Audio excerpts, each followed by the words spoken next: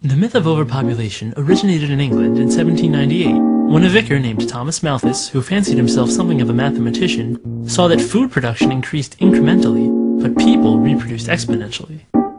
He sat down and did some simple math, and summarily decided that the world would be out of food by 1890. He blamed reduced mortality rates, and recommended killing off the have-nots of society, lest the haves starve to death.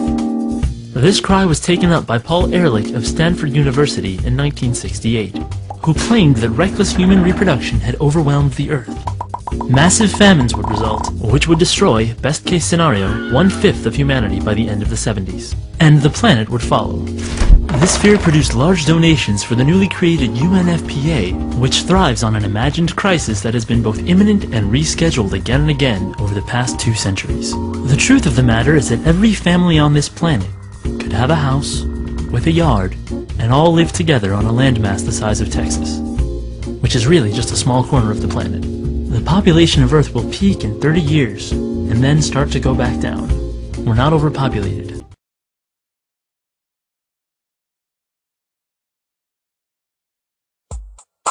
From the time of the cavemen all the way until today, humanity continues to exist because each generation of people has produced another generation to replace itself. Scientists have figured out how many people need to be born each generation to replace the generation before. That number is 1 person per person. All things being equal, this creates perfect demographic balance. Since women are the only ones who can have children, replacing every person on Earth means each woman needs to have 2 children, one to replace her, and the other to replace the man, who cannot have children. The total fertility rate is the average number of children each woman in a society is having. This number shows us if a society is growing or shrinking. In developed countries, the replacement rate birth rate is 2.1 children per woman. This will keep the population stable, but even that is assuming that every woman has children, and that there are no wars, famines, or disease. In the real world, disasters happen all the time, and sadly not all children reach adulthood, especially in poor countries. This pushes their replacement rate up to 3.3 children per woman. Since not every woman wants to have children, in order to keep the population stable, some women need to have more than 2.1 children to balance the birth rate with the women who are only having 1, or no children at all. Maintaining this balance is of the utmost importance.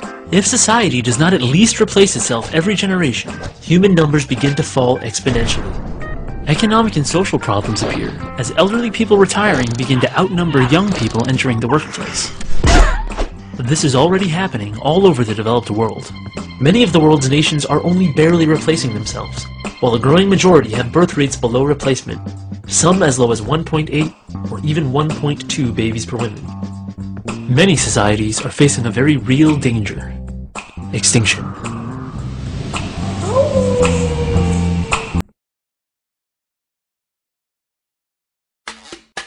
According to believers in overpopulation, there are so many of us on the planet that food production cannot possibly keep up. However, according to both the UN's Food and Agricultural Organization and the World Food Program, there is currently enough food on the planet for everyone to be well fed. Not only that, but we're growing this food on less land than we did in the past. This is why in the United States, for example, the government can afford to pay farmers not to grow food, but instead return their farmland to the wild. Modern technology also allows us to grow food on land where it would have been impossible to do so, even a few years ago. Agricultural experts even believe that Africa, if cultivated using modern farming methods, could eventually feed the whole world, all by itself. Then why are people in many parts of the world starving? The World Food Program lists key causes of hunger, and overpopulation is not on that list. War, one of the leading causes of world hunger, destroys crops and disrupts relief efforts. Widespread poverty prevents many from buying the food that they need, and a lack of infrastructure means that there isn't a reliable way to transport food to areas that need it. This is why reducing the number of hungry people will not make the remaining people less hungry. Those who have access to the food will continue to have access to it, and those who don't will still be hungry. Reducing population will not magically cause food to be spread around equally. And blaming overpopulation for everything does nothing but distract us from the real problems that we actually have.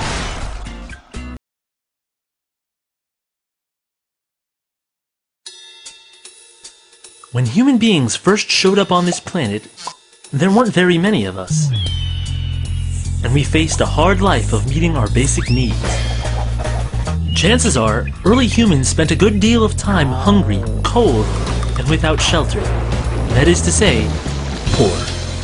According to the World Bank, poverty is when people are deprived of well-being as a result of low income and aren't able to get the basic goods that they need for survival with dignity. How did any of the human race advance beyond poverty? We kept multiplying and we formed communities.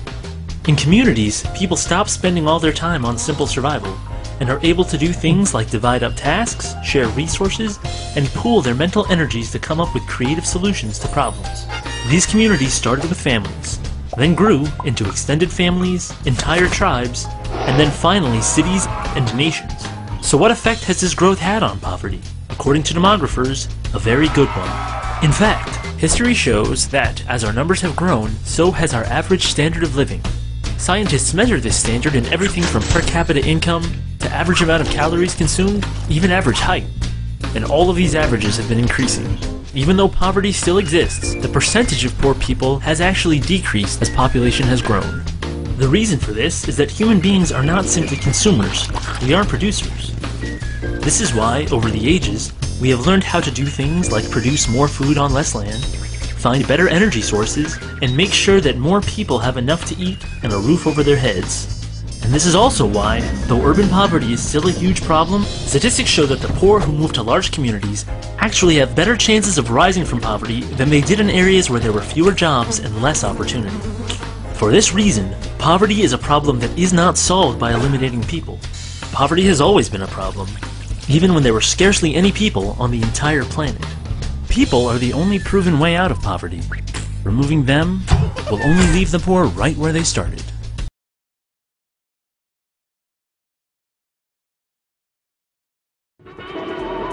At some point in the year 2011, the Earth will hold 7 billion people on its surface, more people than any point in recorded history. While some welcome this latest member of humanity with excitement, others with fear. When people hear that we've been adding 1 billion people every 15 years, they imagine humanity's growth to look something like this. But 1 billion people isn't as high a percentage of humanity as it used to be. For instance, imagine this roller coaster car represents 1 billion people.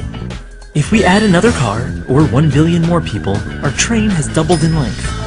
But if we want to double the train again, we can't just add one more train car. We'd have to add 2. Every time we make the train longer, one train car represents a smaller and smaller percentage of the train. If it takes 15 years to add each new train car, then mathematically speaking, the growth rate is slowing. In order for the growth rate to stay constant, the train would have to keep doubling every 15 years, instead of just adding one car. Human population growth is the same way. In 1804, the world's population hit 1 billion. By 1927, that number had doubled. But by 1960, that number had only grown by half. By 1975, it was only growing by a third, and then a fourth, and then a fifth. To see how population growth is slowing down, we look at a number called the global total fertility rate, which is the average number of children each woman is having. And over the last 40 years, that rate has been rapidly falling. According to the UN's current data, the world's population is due to peak in 25 years. After it peaks, it will start to go down. By the end of the century, we'll be losing 1 billion people every 20 years. This year, the world's population will hit 7 billion. In 75 years, we'll be back here again.